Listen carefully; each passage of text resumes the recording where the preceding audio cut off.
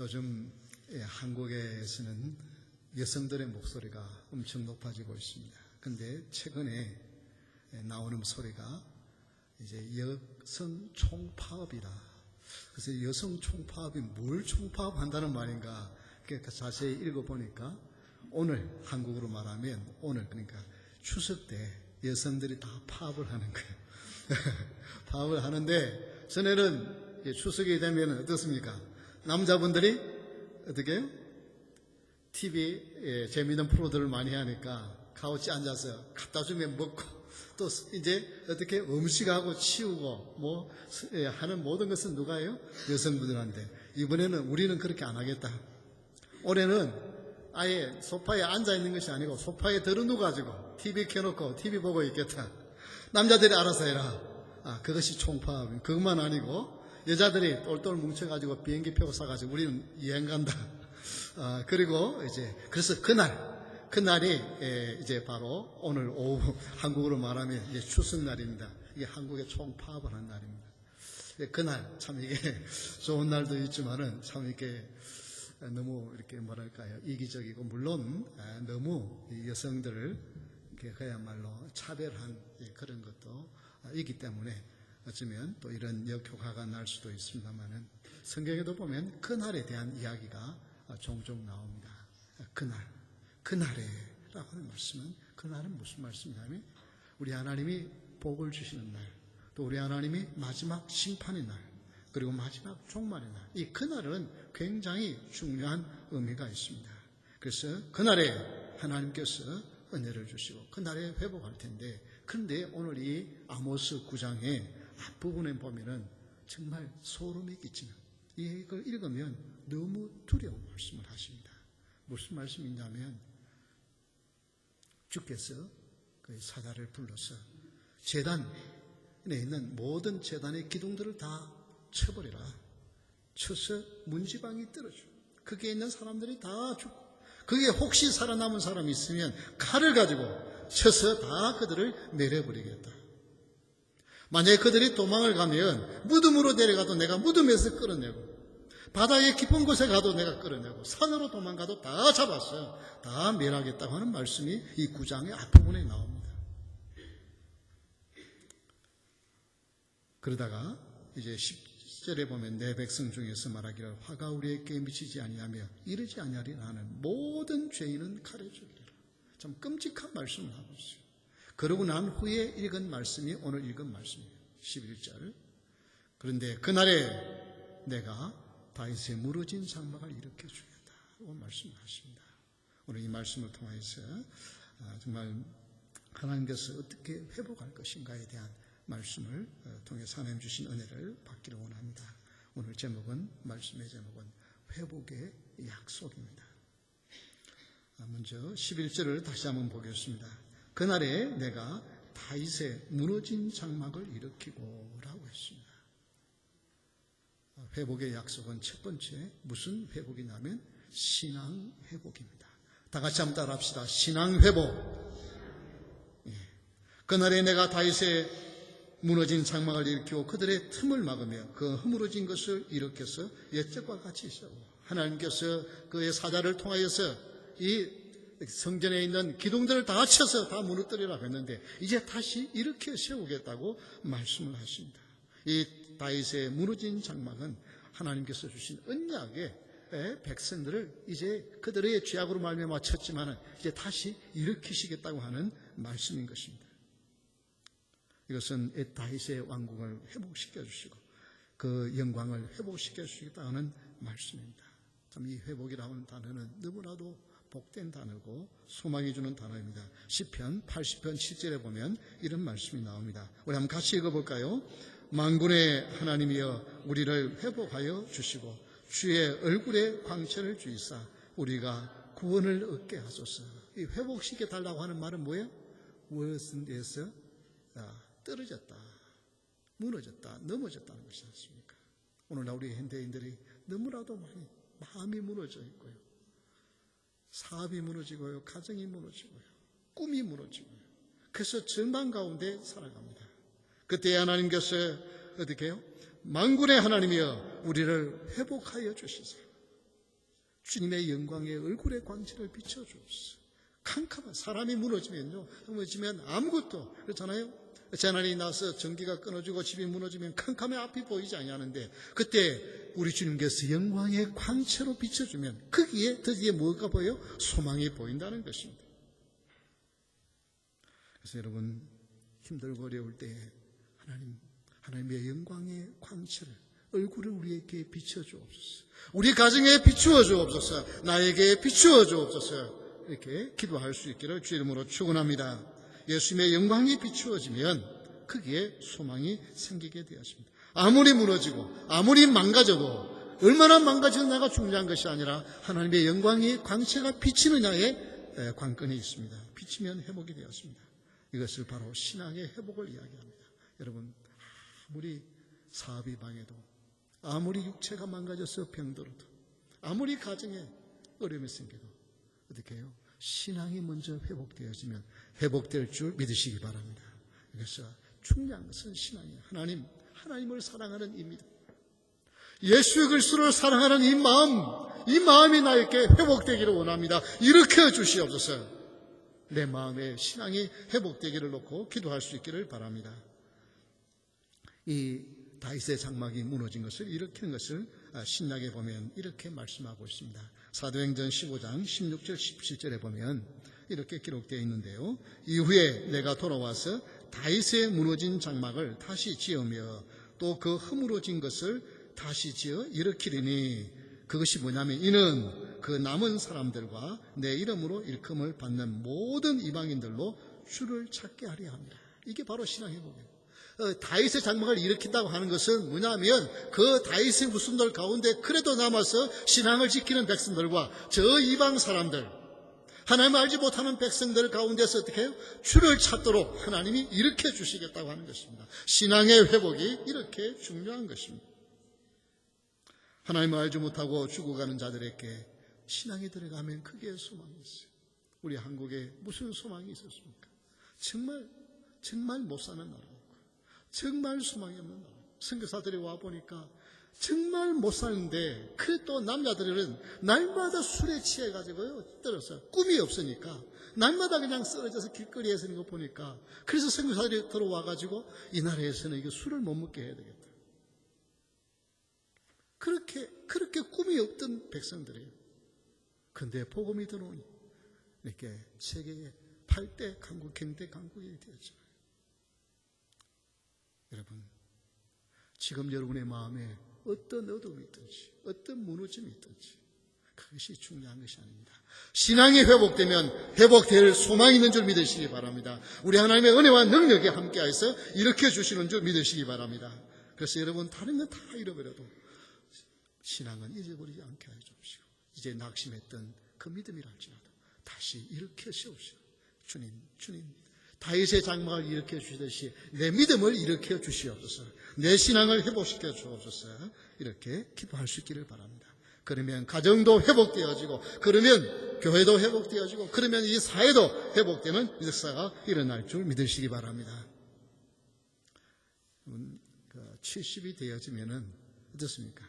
두 부부가 70살인 부부가 있었습니다. 데이빗 페드로우라고 하는 할아버지와 제키라고 하는 할머니가 영국 대본에서 사는데요. 근데 34년 동안 35년 동안 같은 브랜드의 커피만 늘 마셨어요. 근데 이 커피가 떨어졌어요. 근데 자기가 사는 이 영국 대본에는 이 커피를 팔지를 않아요. 그래서 어떻게 생각했냐면은 프랑스에 대본이 있어요. 그러면 이제 인터넷으로 주문할 수 있는데 그래도 좀 아내한테 감동을 주고 싶어가지고 자기가 직접 가서 사는. 그런데 얼마 전에 자동차를 팔아봤어. 그 차가 없으니까 교통수단이 자전거예요. 자전거를 타고 250마일 떨어져 있는 그 프랑스에 가서 사료 작성. 물론 중간에 이제 페리오를 타고 가는데 그래서 대본에서 프리마스까지 자전거를 타고 갑니다.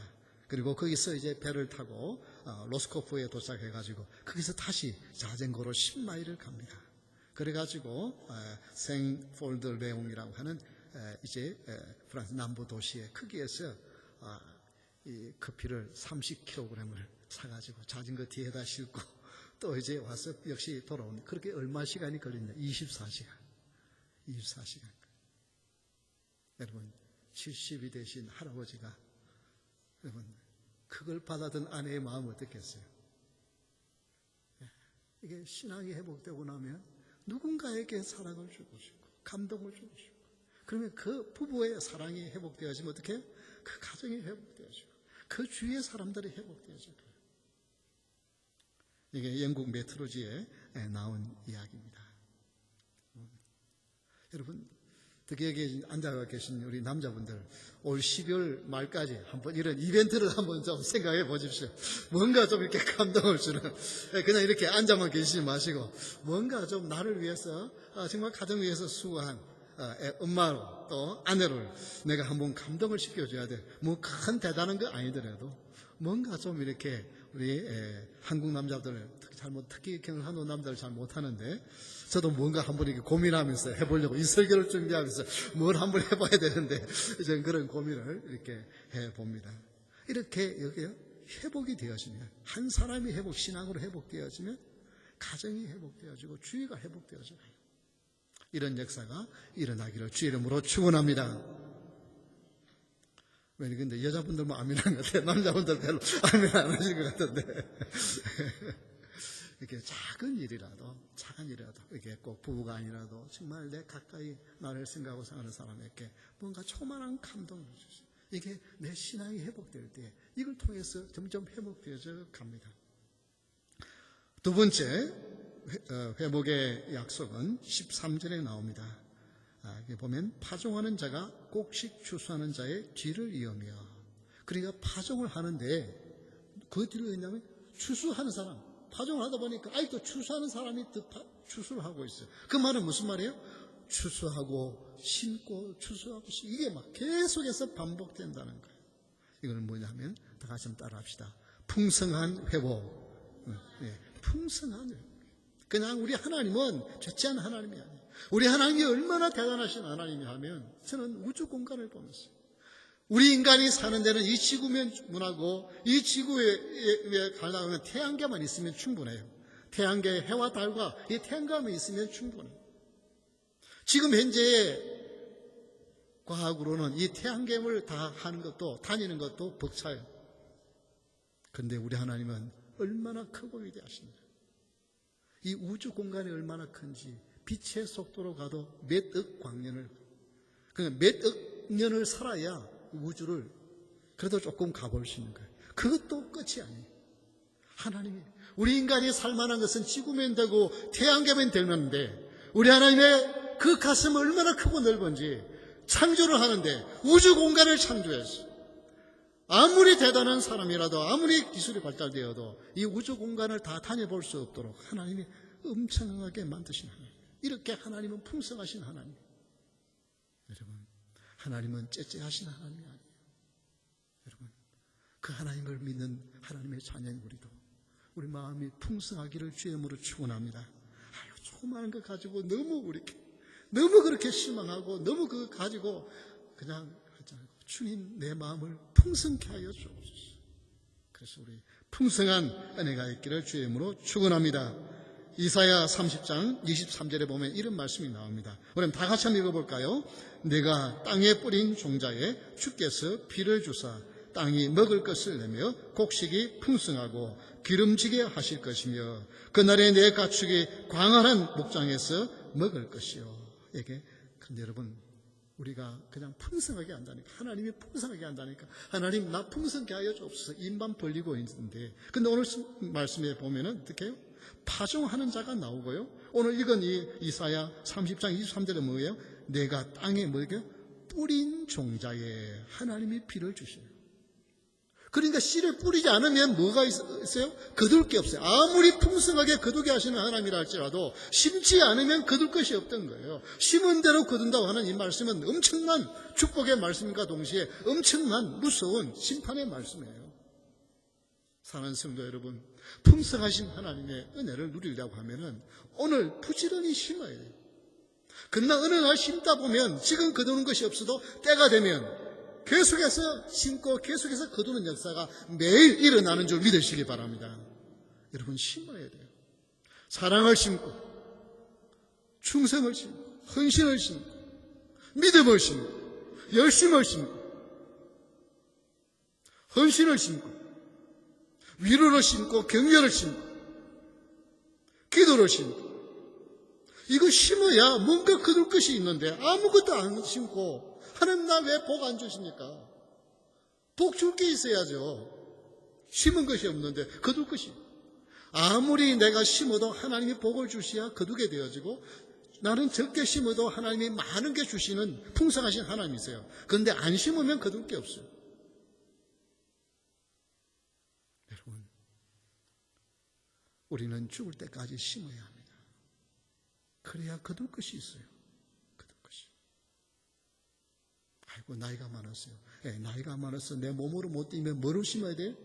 기도로 심어야 돼요. 하나님, 우리 자녀들, 우리 자식들을 축복해 주세요. 우리 후손들 축복해 주세요. 우리 성도들 축복해 주세요. 우리 이웃에 누구 지금 힘들어 하는데 보니까 너무 힘드는데요. 하나님도 알지 못한 채 너무 한심하게 살아가는데요. 하나님 도와주세요. 여러분, 그거라도 심어야지 거둘 게 있죠. 심어야 거둘 게 있죠. 아무것도 안 심어놓고 뭘 거둔다는 말이에요.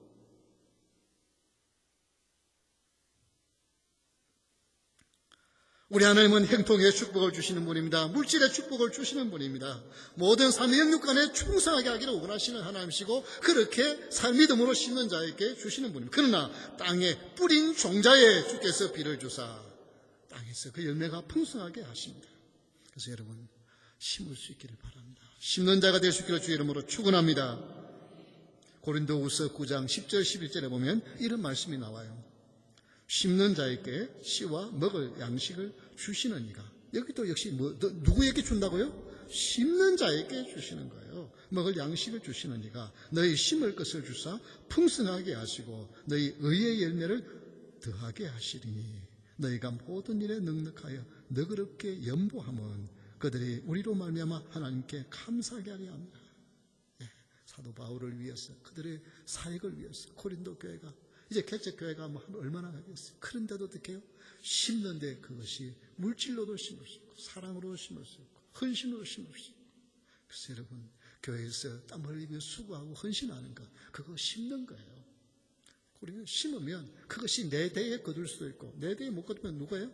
내 후대에, 우리 하나님이 내 바로 후대만 아니더라. 하나님이 복을 주시면 어느 때까지 주신다고요? 수천 대까지. 수천 대까지. 하나님은요, 이런 풍성하신 분이세요. 풍성하신 분.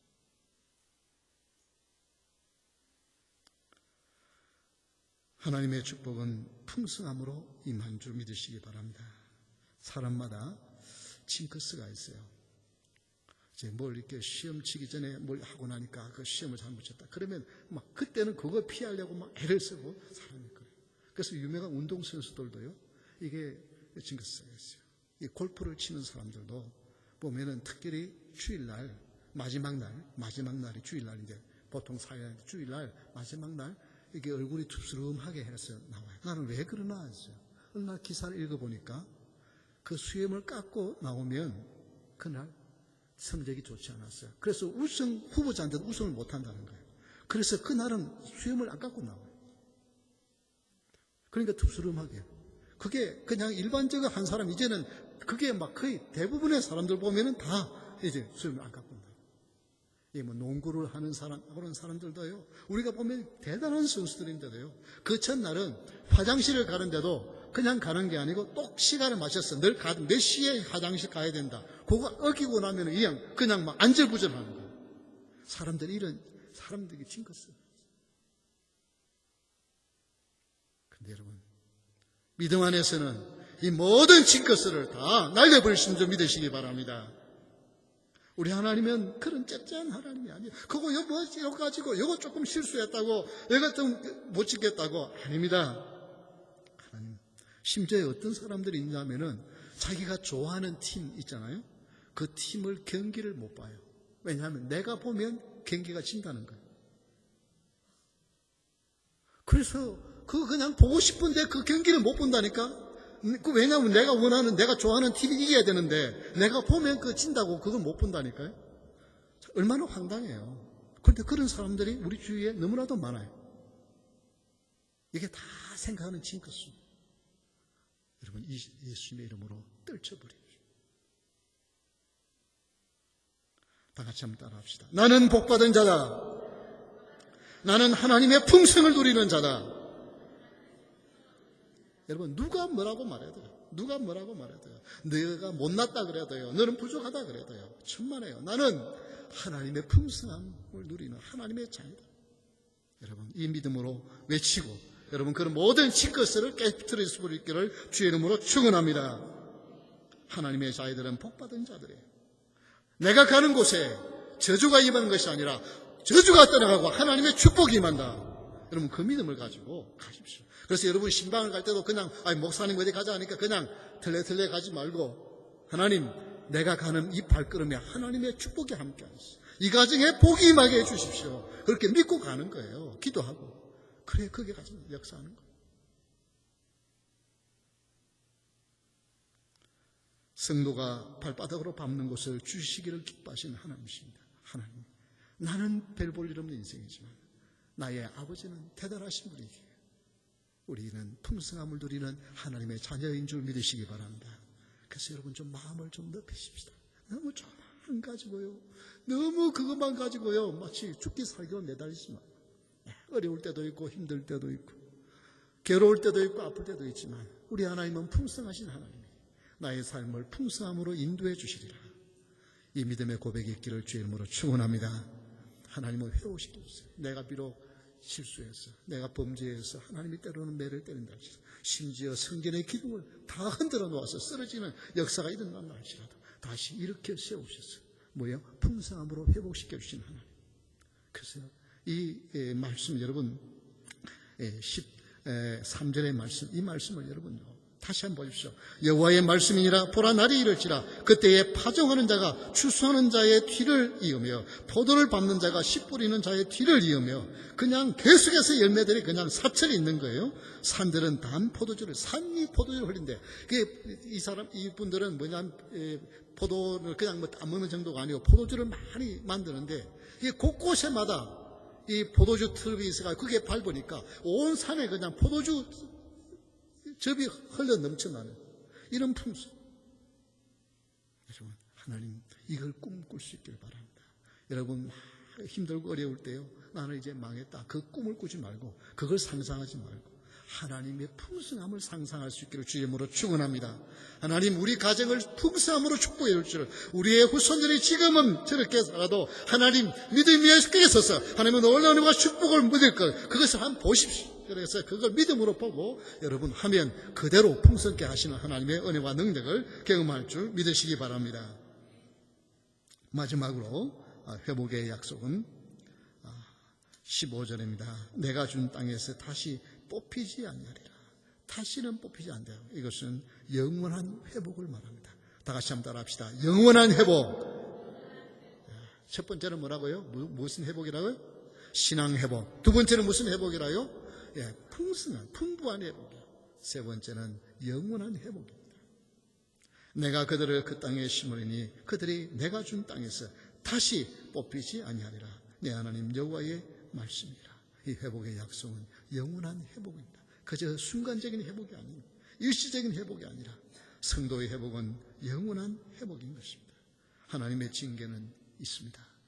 왜냐하면 범죄할 때 하나님의 죄가 얼마나 무서운 것이지, 하나님을 얼마나 싫어하는 것이지 하나님이 징계하세요. 그래도 그 징계는 잠깐이요, 회복은, 축복은 영원한 줄 믿으시기 바랍니다. 이사야 55장 3절에 보면 너희는 귀를 기울이고 내게로 나와 들으라. 그리하면 너희의 영혼이 살리라. 내가 너희를 위하여 영원한 언약을 맺으리니 곧 다윗에게 허락한 확실한 은혜니라. 하나님께서 영원한 은혜, 다윗을 통해서 약속했던 그 확실한 은혜, 다윗의 후손인 예수 그리스도를 통하여 세우시는 영원한 은혜의 언약, 그 언약은 결코 일시적인 것이 아니라 영원한 언약이다. 그래서 여러분, 하나님의 축복은 끝없는 영원한 축복인 줄 믿으시기 바랍니다. 예수님 안에 있는 모든 것은 영원합니다. 나도 죽을 인생이었는데 예수님이 내 안에 들어오시니까 나도 무슨 존재가 되어져요? 죽음을 극복한 영원한 존재가 되어지는 거예요. 그래서 요한복음 11장 25절 26절에 이렇게 말씀합니다. 우리는 다 같이 읽겠습니다. 예수께서 이르시되 나는 부활이요 생명이니 나를 믿는 자는 죽어도 살겠고 무릇 살아서 나를 믿는 자는 영원히 죽지 아니하리니 이것을 내가 믿느냐. 이것을 여러분 믿으십니까? 예. 예수님을 믿는 자는 죽어도 살겠고 살아서 믿는 자는 영원히 죽지 아니하리니 이 축복. 예수님 안에는 죽음을 이긴 자예요. 그래서 예수 믿는 사람들은 이 놀라운 은혜와 축복 이것을 누리며 사는 자인 것입니다. 우리는 영원한 세계, 이제 죽을 인생의 영원한 축복을 바라보며 사는 인생입니다. 미국의 유명한 문학가 토마스 울프가 다시는 고향에 돌아갈 수 없다. You cannot go home again. You cannot go home again. 당신은 다시 고향에 갈 수가 없다고 하는 소설을 썼는데요.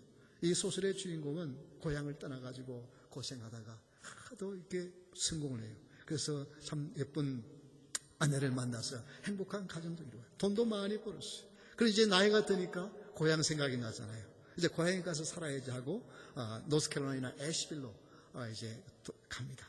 그런데요, 웬일입니까? 고향에 가니까 고향이 너무 생소한 땅이었어요. 개발한다고 해가지고 다 달라졌고 사람들도 알아보지 못하고 고향에 가니까 이방인이 되어져 버렸어요.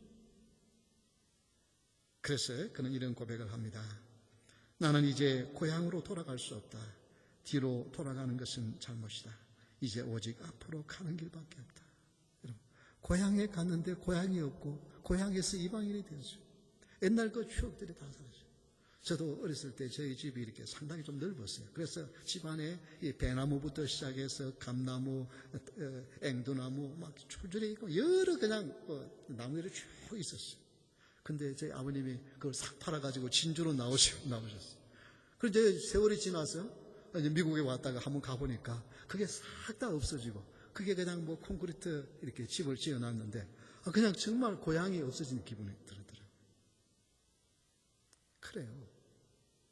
여러분, 가끔씩 고향 생각하지만 고향 가면 실망하는 거예요. 우리의 영원한 고향은 뒤로 돌아갈 수가 없어요. 우리는 앞으로 가서 영원한 천국 주님 계신 그곳에 갈 수, 그 밖에 우리에게는 소망이 없어요. 이제는 뒤돌아갈 것이 아니에요.